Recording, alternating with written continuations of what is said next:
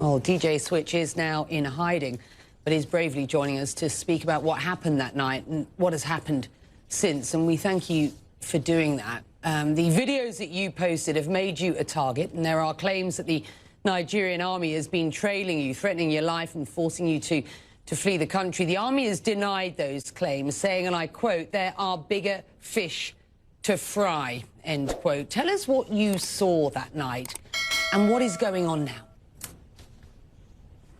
Well, thank you for having me, Becky. Thank you for giving us your platform to continue talking and sharing this story. What I experienced that day was the worst experience in my life. The Nigerian Army that is supposed to protect us came with no warning. None, nobody, no representative to come speak to us first. At least they just came in guns blazing. We heard gunshots from behind the toll gate, because we were on one side of the toll gate, and we heard gunshots from behind and people running. So what we did was just to go down and sit down and just stay still, wave our flags. So because we believed that if we waved our flags, they would see that we are not here to cause any harm. We're not here to cause any troubles. We're just here protesting, as is our right to do so. So there was no warning, nothing. They came shooting. People were just dropping. I can't even explain that to you. It was such a chaotic scene that most times I find it difficult to close my eyes without seeing those scenes. And after they left, the Nigerian police came, SARS to be precise, because looking at the uniform, the ones we could see, and especially one man that was putting on white, I don't know who he is or something, but he had a pistol, kind of like a small gun, and he was just shooting at us directly, and we were just running for our lives. That's the short story of it, really. Just after the Lekki Gate incident, I spoke with the Lagos State Governor. Have a listen to what he told me.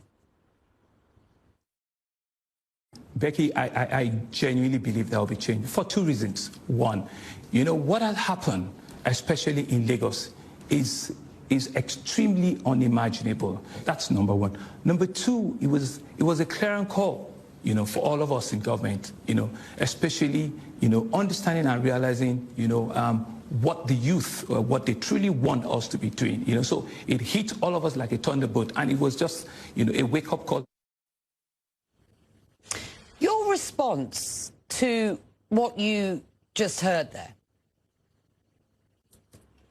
With no due respect, I actually challenge the governor of Lagos State to just say the truth. They know the truth. It's been out there, they're conflicting stories with each other. Nigerians have died. This is not a time to play games. Families are looking for their loved ones. To be honest with you, with regards to me, I don't know how to feel, because in one hand, I'm grateful I'm alive today. In the other hand, I don't know if I should say I'm lucky. It's almost like I'm saying the others were not lucky. It is time that we own up to the things that we're supposed to own up to. The governor has a responsibility to the citizens of Lagos State, and he should say the truth. Nigeria's president on Tuesday vowed to prevent a repeat of what have been these wider anti-police brutality protests through dialogue and through listening, he says, to all stakeholders. I just wonder, how do his comments make you feel?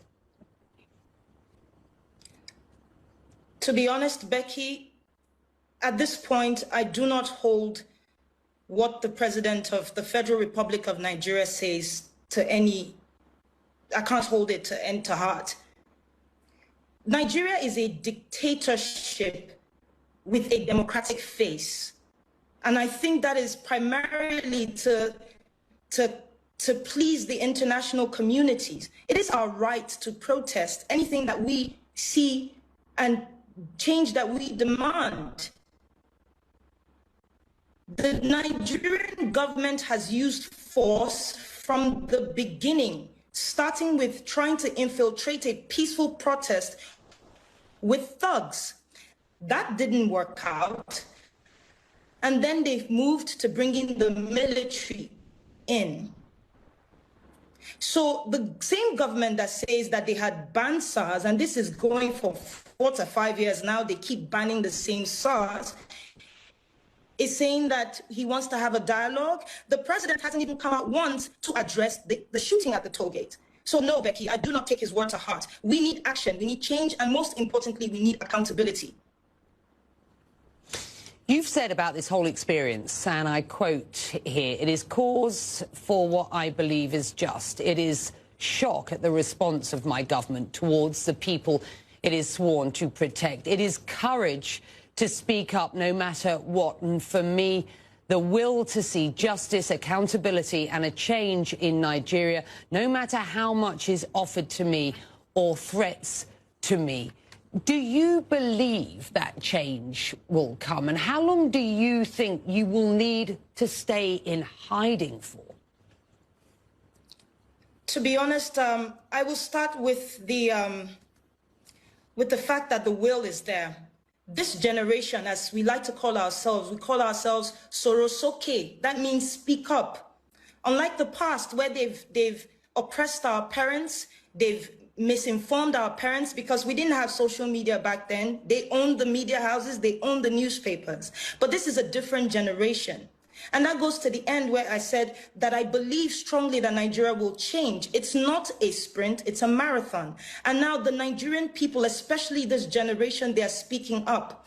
The shock for me was to see that for the first time, something that gave me such belief.